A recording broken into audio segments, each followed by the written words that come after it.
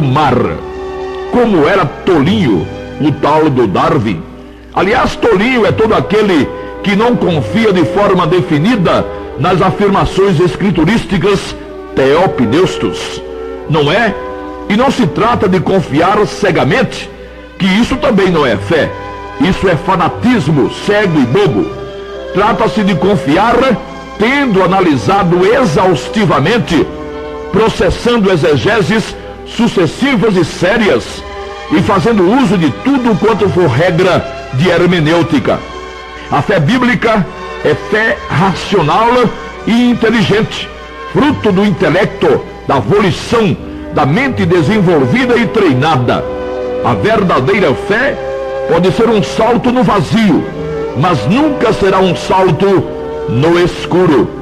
Um salto no vazio, sim, pois quem creu na palavra de Deus precisou desvencilhar-se de muita coisa em que depositava confiança. E é claro, abriu-se um vazio em sua mente e em seu espírito.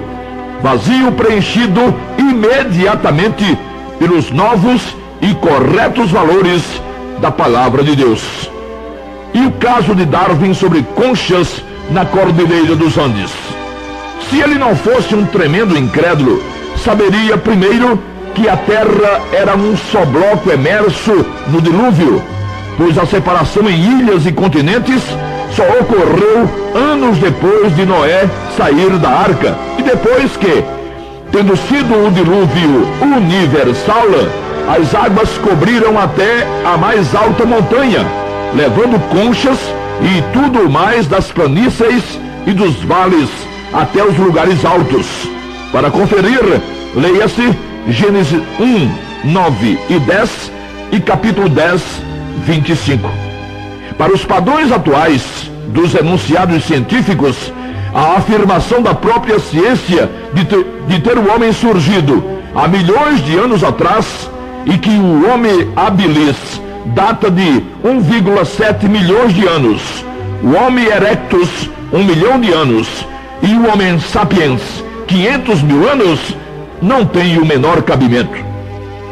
O mapeamento genético, o genoma, concluído há bem pouco tempo, chegou a conclusões tremendas. A própria revista Veja, de 4 de agosto de 2004, publicou o seguinte, abre aspas: como funciona a molécula de DNA? As duas fitas da dupla hélice são ligadas por bases ou por pares das bases químicas adenina, citosina, guanina e timina. A sequência de pares ao longo da molécula forma as diferentes informações genéticas que determinam a espécie e as características de todos os seres vivos. O DNA é composto por 3 bilhões de bases químicas que codificam todas as informações biológicas necessárias para gerar e manter uma pessoa, fecha aspas. Nem na cabeça de um alfinete cabe a ideia de que algo tão complexo quanto o DNA, com seus 3 bilhões de bases químicas, seja resultado de uma evolução cega. E se o fosse, asseguram vários cientistas, isso teria que vir acontecendo não há meros 10 ou 8 milhões de anos, mas há no mínimo 1 trilhão de anos. É a ciência contestando e desmentindo a ciência. A Bíblia continua incólume, imbatível, invencível, impávida.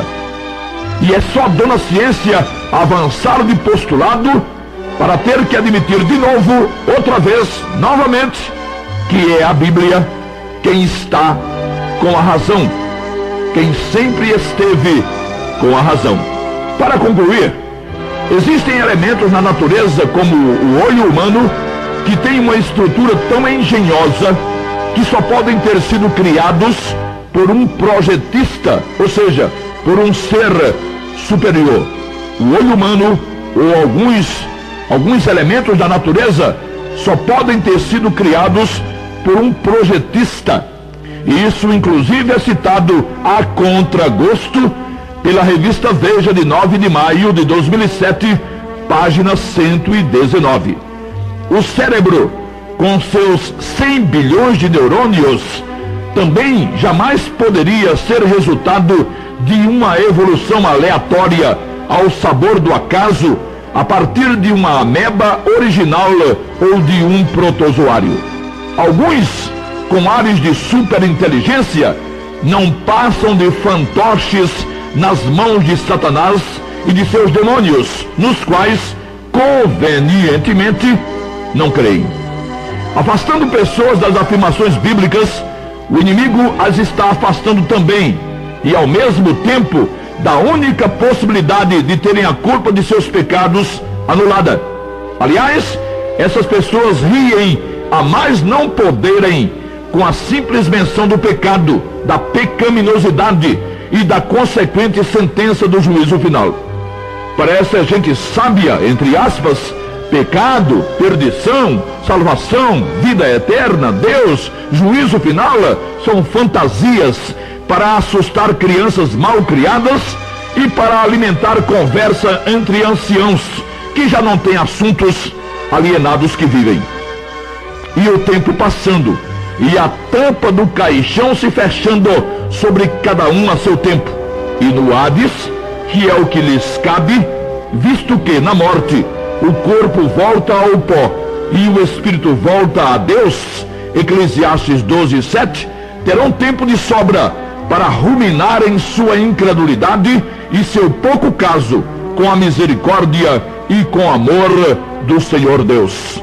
É extremamente irracional que pessoas que tiveram conhecimento da mensagem da graça de Deus e do seu amor e da sua misericórdia e do dom gratuito vivam nessa situação de miséria. É extremamente, repetimos, irracional essa posição.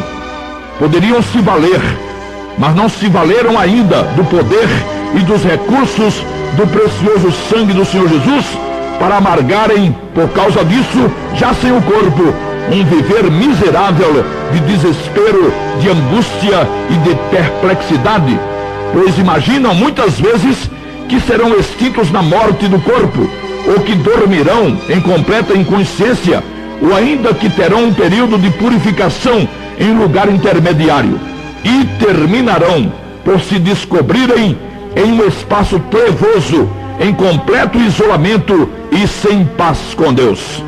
Com tempo de sobra, repetimos, para filosofarem e para rememorarem tudo quanto tenha sido conhecimento adquirido por meios acadêmicos e científicos, sem valor algum, entretanto, na prestação de contas no juízo final. Não precisa ir e não terá que ir a juízo quem passou pelo juízo da cruz na pessoa bendita do Senhor Jesus, tendo invocado o seu nome para o perdão dos pecados. Essa é a fantástica realidade para os que se deram conta de quão inúteis eram diante da justiça eterna, de quão facilmente seriam apanhados por ela e pelos seus efeitos eternos, infelizmente. Satanás não trabalha só com a vertente da pronta e decidida incredulidade no poder criativo do Altíssimo. Ele também age nessa outra frente e tem se dado bem igualmente. Ele criou ainda o grupo dos que não são inimigos de Cristo exatamente. Aliás, nesse grupo estão muitos que falam muito sobre o Senhor. E como falam? Falam sobre seus feitos portentosos, falam sobre seus milagres, falam sobre suas virtudes como homem de poder e de carisma, e até falam sobre sua cruz. Falam, mas não confiam. São implicitamente inimigos da cruz de Cristo, pois negam o tempo todo haja poder e eficácia e eficiência e suficiência no sangue derramado por ele na cruz. E a cruz, sem o sangue, não passaria de traves de madeira, como milhares existiram. A importância da cruz, onde esteve o Senhor Jesus, é a importância de seu sangue nela derramado. O resto é resto. Assim, Falar da cruz de Jesus sem considerar como definitivo o valor daquilo que nela ocorreu para a redenção eterna de pecadores é falar sem dizer nada. É apenas articular palavras e pronunciá-las sem dar-lhes o peso e o significado que o Altíssimo considera como preciosos e valiosos. O chamado mundo cristão está repleto de pessoas nesse contexto que são inimigas da cruz de Cristo, mas não de Cristo aparentemente. São aquelas para as quais a mensagem da cruz, a mensagem decorrente da obra da cruz, é uma verdadeira loucura, uma sandice completa, um impropério. Para esses, é inconcebível que algo como a salvação eterna de um pecador aconteça sem a ação diuturna, noite e dia, do próprio pecador, ali, pagando centavo a centavo o direito de um dia estar na luz e na glória. Salvação de graça, nem pensar. Isso é diabólico, dizem. Divino é pagar cada centavo do próprio preço, mesmo tendo o Salvador dado sua vida perfeita e justa como e para pagamento. Mas não, a vida justa e perfeita do Filho amado de Deus não valeria tanto assim. E também, salvação de graça não tem graça. A graça estaria em se pagar alguma coisa. É uma humilhação receber tudo assim de graça, sem fazer nada. É dar uma de um inútil, de parasita, de aproveitador. Assim dizem, assim pensam os inimigos da cruz de Cristo. A palavra da cruz é loucura para os que perecem, mas para nós que somos salvos, é o poder de Deus. Enquanto pode, caríssimo ouvinte, valha-se do poder do sangue do Senhor Jesus, ou vai dar uma de Darwin? Vai de obras, vai da guarda da lei, vai de fidelidade e obediência, jamais alcançadas, ou vai de fé e confiança no poder do sangue do Senhor Jesus? Tenha pressa, pois a vida não vai ficar esperando por você a vida toda não. Um dia sua vida já não será mais, sua vida no corpo. E como será? Ah, não sabe? Pois deveria saber, já que é possível saber. Cuide-se enquanto há tempo. Invoque o precioso nome do Senhor Jesus. Aos amigos conscientes, graça e paz.